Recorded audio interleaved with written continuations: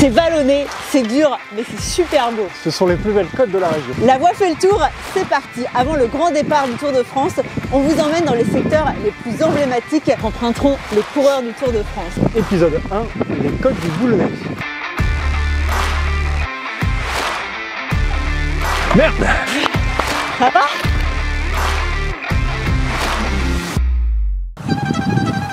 On est bien placé là. Bon, on est bien placé, on est cool. Ah, ça a l'air costaud les côtes du Boulonnais. Ça n'a pas l'air facile. On essaye? Allez. Allez Julien, alors on a rendez-vous avec Jean Réveillon, grande figure du vélo dans la région, ancien coureur cycliste pro, ancien grand journaliste sportif et de télévision et président de l'Isle-Ardelot que tu as déjà fait Julien, la grande cyclotouriste de la région. Tout à fait. Et là on va aller tester les fameuses montées du Boulonnais qu'on va retrouver dans la deuxième étape du Tour de France. Allez, c'est parti.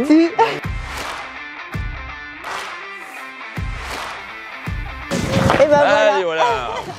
Bonjour Jean. Bonjour les amis, salut Julien, ça va? Bonjour Raphaël. Bonjour. Ça va bien? Prêt, heureux de retrouver ce bel endroit et d'apercevoir là-haut quelque chose qui s'appelle le Haut-Pichot.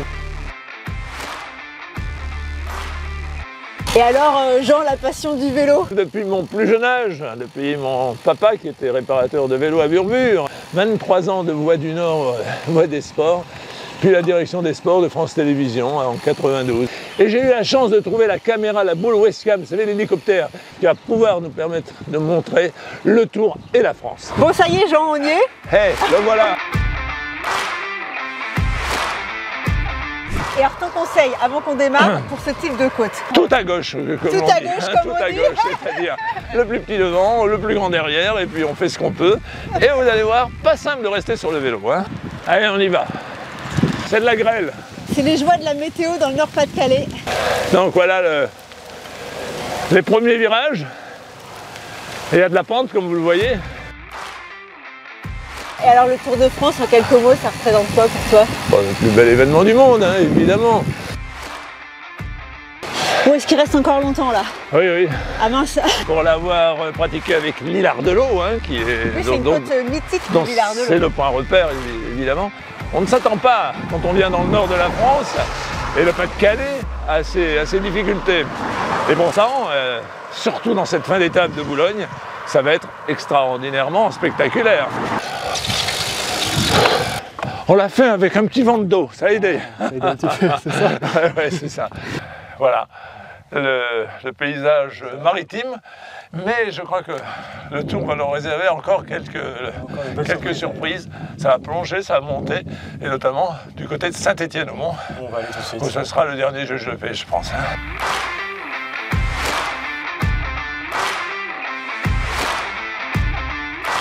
Eh, c'est impressionnant d'ici, hein?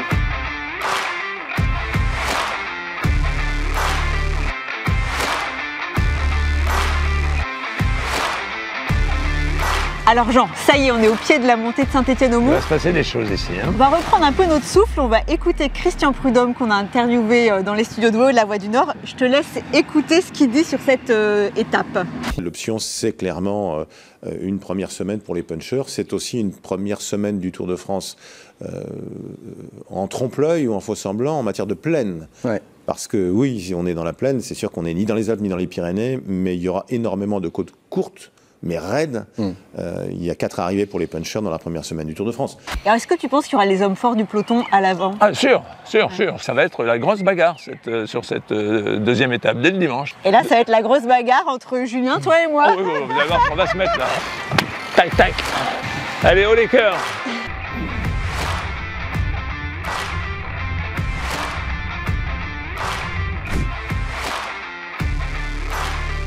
Oh putain, l'élan est dur, hein. On est dans 7-8 là, hein. Je suis comme Pogacar, tout dans les reins. Ouais, là, c'est carrément plus dur que le Haut-Pichot. Merde! Ça va?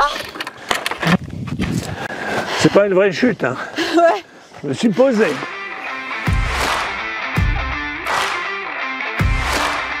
Ah, ça fait du bien d'arriver au bout de la montée, hein.